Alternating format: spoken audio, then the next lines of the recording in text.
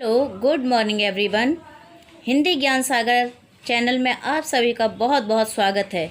आज की वीडियो में मैं जिस टॉपिक को लेकर आई हूँ वो है क्लास 9 की क्षितिज गद्य खंड का 3rd चैप्टर सांवले सपनों की याद।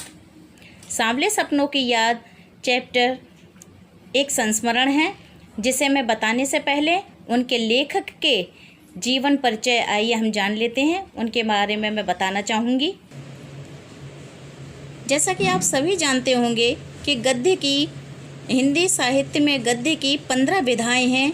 उनमें से एक संस्मरण भी है।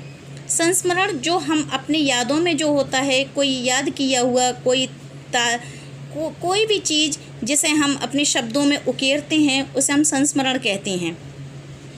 आइए सांवले सपनों की याद के लेखक जावेद हुसैन का जीवन परिचय प्राप्त करते हैं। जावेद हुसैन का जन्म सन 1945 में गांव नौनही, राजगीर, जिला नालंदा, बिहार में हुआ। अंग्रेजी भाषा एवं साहित्य के प्राध्यापक रहे। सक्रिय राजनीति में भाग लेते हुए सन 1977 में मुंगेर से बिहार विधानसभा के सदस्य निर्वाचित हुए और मंत्री बने। वर्ष 1995 से बिहार विधानसभा परिषद के सभापति हैं। जावेद हुसैन हिंदी, उर्दू तथा अंग्रेजी तीनों भाषाओं में समान अधिकार के साथ लेखन करते रहे हैं। उनके हिंदी रचनाओं में जो आगे हैं डोला, बीबी का मज़ार, अतीत का चेहरा, एक नदी रेत भरी प्रमुख है। इनका जीवन परिचय प्राप्त करने के बाद अब हम चलते हैं पाठ परिचय की ओर। पाठ परिचय। प्रस्तुत पाठ जून 1987 में प्रसिद्ध पक्षी विज्ञानी सालिम अली की मृत्यु के तुरंत बाद डायरी शैली में लिखा गया संस्मरण है। सालिम अली की मृत्यु से उत्पन्न दुख और अवसाद को लेखक ने सांवले सपनों की याद के रूप में व्यक्त किया है। सालिम अली का स्मरण करते हुए लेखक ने उनका व्यक्ति चित्र प्रस्तुत किया है। यहाँ भाषा की रवानी और अभिव्यक्ति की शैली दिल को छूती है। अब चलते हैं हम पाठ की ओर। सांवले सपनों की याद। इसमें लेखक ने जो उनके बारे में, सालिम अली के बारे में जो याद करके जो लिखा है, जो व्यक्ति चित्र प्रस्तुत किया है संस्मरण शैली में, उसके प्रस्तुति मैं कर रही हूँ नीतू सिंह सोलंकी। सुनहरे परिंदों के खूबसूरत पंखों पर सवार सांवले सपनों का एक हुजूम मौत की खामोश वादी की तरफ अग्रसर है। कोई रोक टोक सके कहाँ संभव है। इस हुजूम में आगे आगे चल रहे हैं सालिम अली, अपने कंधों पर सैलानियों की तरह अपने अंतहीन सफ़र का बोझ उठाए। लेकिन ये सफ़र पिछले तमाम सफ़रों से भिन्न है। भीड़ भाड़ की ज़िंदगी और तनाव के माहौल से सालिम अली का ये आखिरी पलायन है।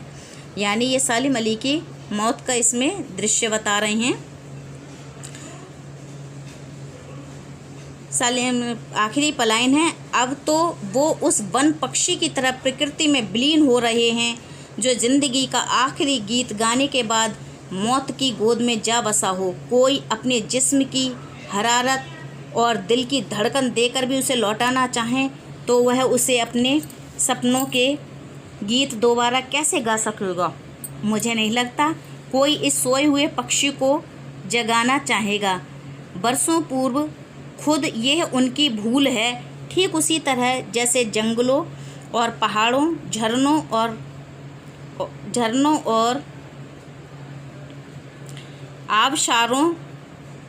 आबशारों को वो प्रकृति की नज़र से नहीं, आदमी की नज़र से देखने के उत्सुक रहते थे।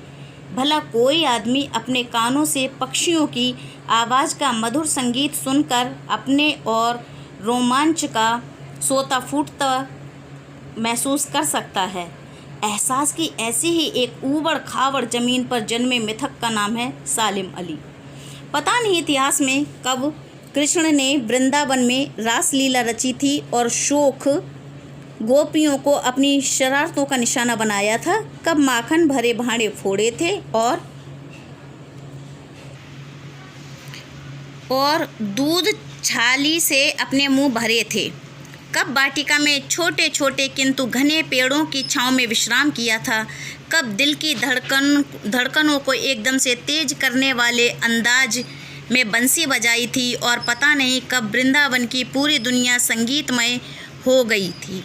पता नहीं ये सब कब हुआ था, लेकिन कोई आज भी वृंदावन जाए तो नदी का सांवला पानी उस पूरे घटनाक्रम की याद दिला देगा।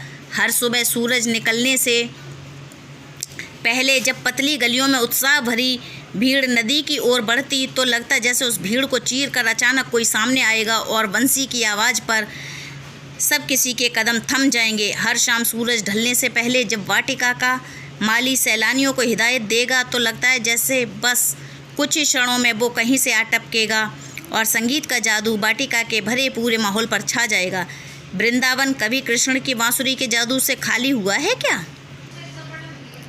मिथकों की दुनिया में इस सवाल का जवाब तलाश करने से पहले एक नज़र कमज़ोर काया वाले उस व्यक्ति पर डाल ली जाए जिसे हम सालिम अली के नाम से जानते हैं। उम्र को शती तक पहुंचने में थोड़े ही दिन बच रहे थे। संभव है लंबी यात्राओं की थकान ने उनके शरीर को कमज़ोर कर दिया हो और कैंसर जैसी जानलेवा बीमारी उनकी मौत का कारण बनी हो, लेकिन अंतिम समय तक मौत उनकी आंखों से वह रोशनी छीनने में सफल नहीं हुई जो पक्षियों की तलाश और उनकी हिफाजत के प्रति समर्पित थी। सालिम अली की आंखों पर चढ़ी दूरबीन उनकी मौत के बाद ही तो उतरी थी। उन जैसा बर्ड वॉचर शायद ही कोई हुआ हो, लेकिन एकांत क्षणों में सालिम अली बिना दूरबीन के भी देखे गए हैं। दूर क्षितिज तक फैली ज़मीन और झुके आसमान को छूने वाली उनकी नज़रों में कुछ वैसा ही जादू था जो प्रकृति को अपने घेरे में बांध लेता है। सालिम अली उन लोगों में से थे जो प्रकृति के प्रभाव में आने की बजाय प्रकृति को अपने प्रभाव में लाने के कायल होते हैं। उनके लिए प्रकृति में हर तरफ एक हंसती खेलती रहस्यमयी दुनिया पसरी थी। ये दुनिया उन्होंने बड़ी मेहनत से अपने लिए गढ़ी थी। इसके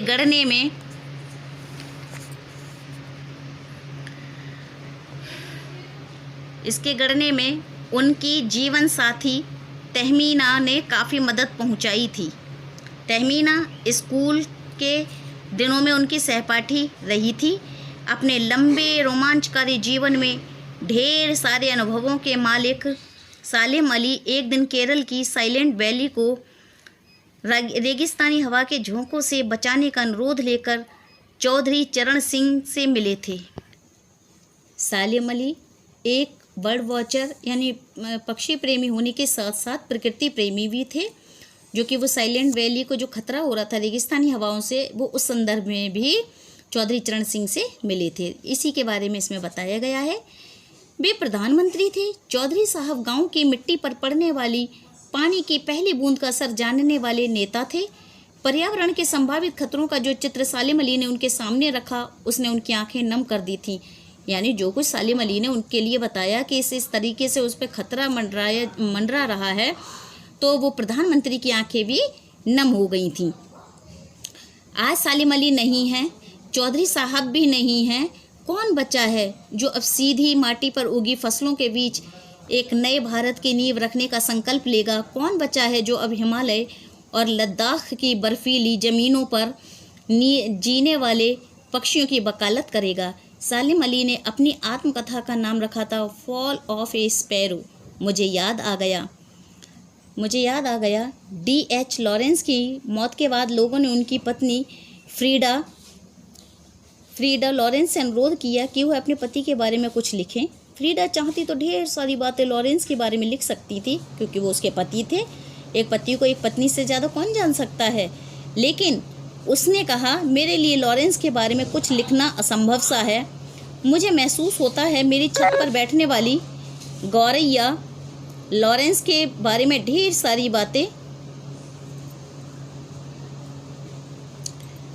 बातें जानती है, मुझसे भी ज़्यादा जानती है। वो सचमुच इतना खुला और सादा दिल आदमी था।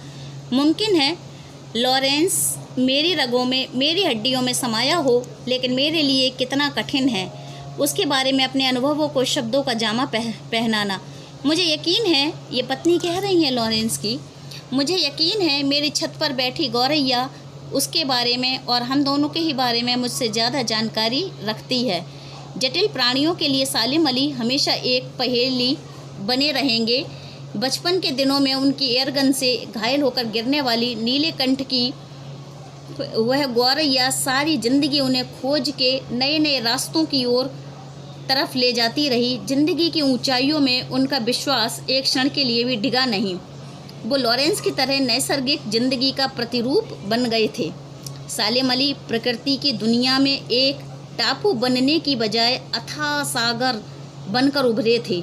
जो लोग उनके भ्रमणशील स्वभाव और उनकी यायावरी यानी घुमक्कड़ी से परिचित हैं, उन्हें महसूस होता है कि वो आज भी पक्षियों के सुराग से ही निकले हैं और बस अभी गले में लंबी दूरबीन लटकाए अपने खोजपूर्ण नतीजों के साथ लौट आएंगे।